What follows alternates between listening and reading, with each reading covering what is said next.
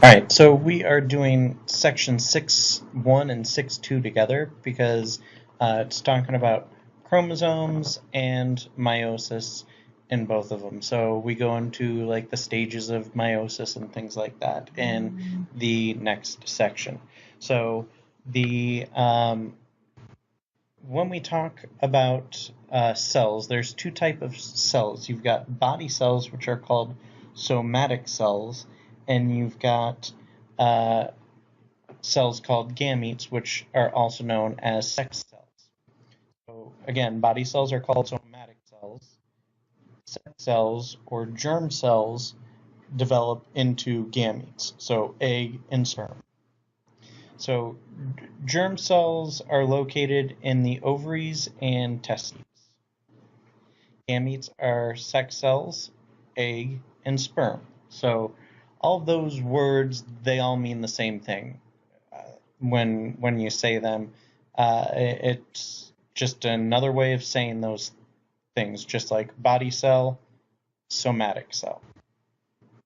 Gametes have DNA that can be passed to the offspring. It's only going to be about it's only going to be half of what the normal cells, the body cells, would have.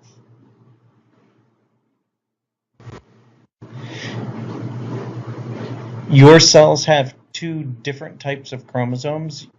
You have what are known as autosomes and sex chromosomes. Your body has 23 pairs of chromosomes, so altogether that would be 46 chromosomes.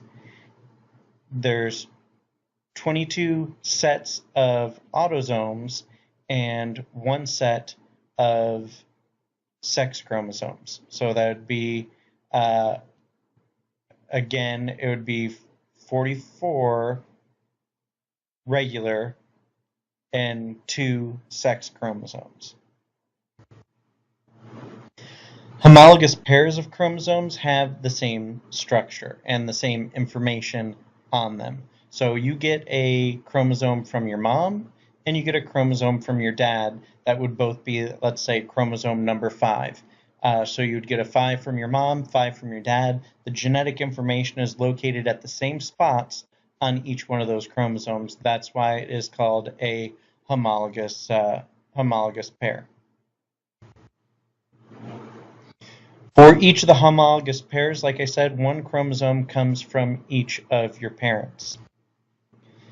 Chromosome pairs 1 through 22, again, like I said, are called the autosomes.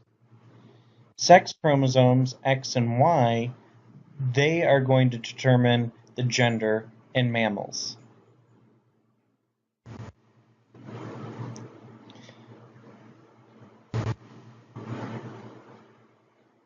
Body cells, the somatic cells, are what are known as diploid cells, and sex cells are what are known as gametes.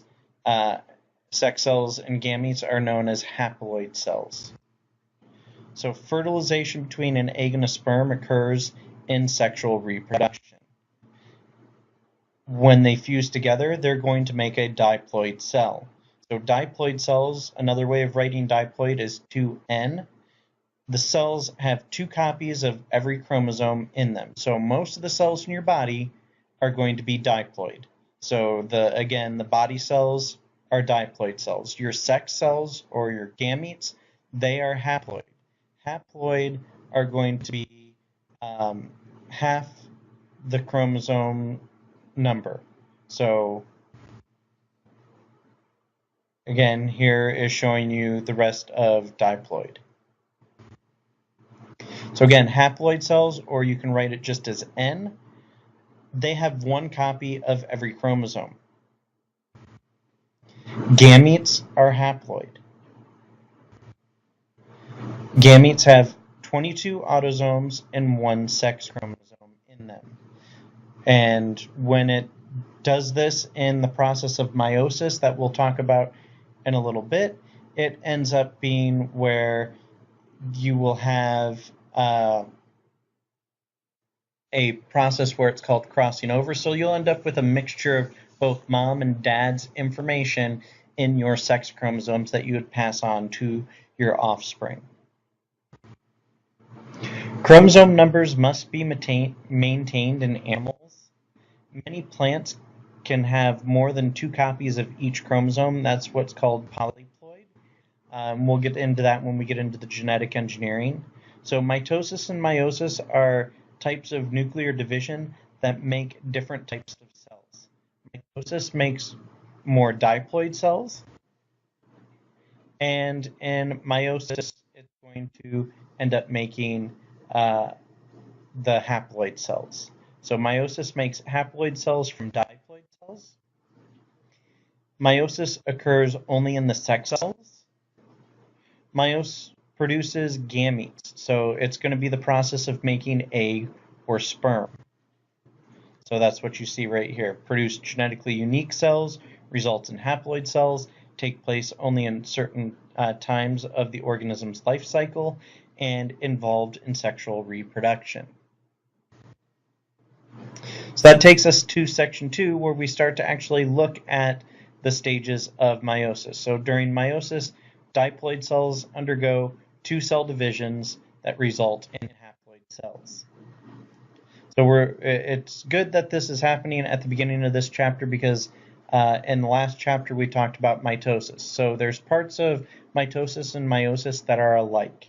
So cells go through 2 rounds of division in meiosis. Meiosis reduces chromosome numbers and creates genetic diversity. So that's a difference between the 2 there. Meiosis I and meiosis II each have 4 phases similar in mitosis. So that's another difference between meiosis and mitosis is mitosis has only 1 stage, meiosis has 2 stages. Pairs of homologous chromosomes separate in meiosis I. So the homologous pairs will line up with one another and they will get pulled apart during meiosis I. In meiosis II, it's going to be the sister chromatids that get separated from one another. So homologous chromosomes, again, are similar but not identical because it has information from mom or dad on those different ones. And when we talk about the genetics here coming up, you'll see that mom and dad can give different information to you. So like I said, sister chromatids, so the chromosome is actually going to split in 2 in the meiosis II, just like it did in mitosis. So sister chromatids are copies of the same chromosome. Again, there's the homologous pair lined up there down at the bottom. We would call that a tetrad. And then the sister chromatids would be the things that would separate at the end of meiosis II. Meiosis I occurs after DNA has been replicated. Meiosis I divides homologous chromosomes into the 4 phases, like what we had seen with mitosis. You have prophase I, same thing's going to happen in that. You're going to have nuclear membrane breakdown. The centromeres and centrioles are going to begin to form. The spindle fibers start to form. The duplicated chromosomes condense. The homologous pairs, they're going to pair up with one another. And once again, that's what is called a tetrad. And that's what you see right here. And that is them meeting up. And also during that process, getting to the stage 2 is going to be a process called crossing over. So metaphase 1, the spindle fibers are going to form, the homologous pairs are going to line up down the middle of the cell like you see, and then in anaphase 1, the homologous pairs get pulled apart from one another. So the whole X's get pulled to opposite ends of the cell, and then in telophase 1, cytokinesis 1, the spindle fibers are going to disassemble. You're going to have nuclear envelopes start to reform, and you're going to have cytokinesis happen at that time. Meiosis II is going to divide the sister chromatids into 4 phases. You've got DNA is going to not be replicated during meiosis I and meiosis II. So it's going to be the same chromosomes that you had. So you're going to have two cells going through this. So you end up with the prophase 2, like what we've seen. The nuclear envelope is going to break down. Spindles are going to form. It's going to attach to the chromosomes. All of that's going to be happening. In metaphase 2, the chromosomes line up down the middle of the cell. In anaphase 2, just like in mitosis, it's going to pull the sister chromatids apart from one another. And then in telophase 2, cytokinesis 2, you're going to end up having the nuclear envelope reform. The chromosomes are going to uncoil back to chromatin. The spindle fibers are going to disappear. And you'll have cytokinesis occurring, the separating of the cytoplasm at that point in time. And then as you can see in this picture, there is 4 genetically different haploid cells that were created from this process. So meiosis differs from mitosis in significant ways. So I mentioned some of these before. So meiosis has 2 cell divisions, while mitosis has 1. In mitosis, homologous chromosomes never pair up. They do in meiosis. Meiosis results in haploid cells. Mitosis results in diploid cells.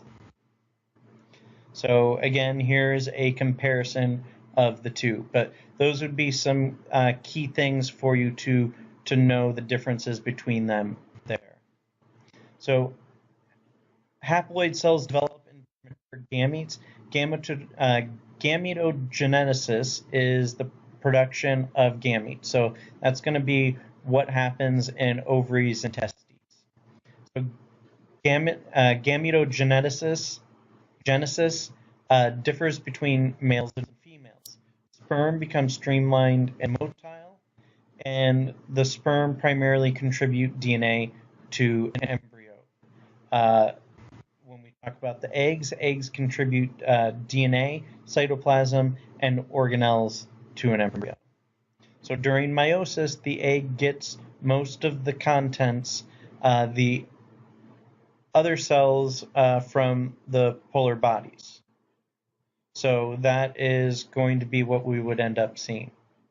So that is the end of the notes for sections 1 and 2.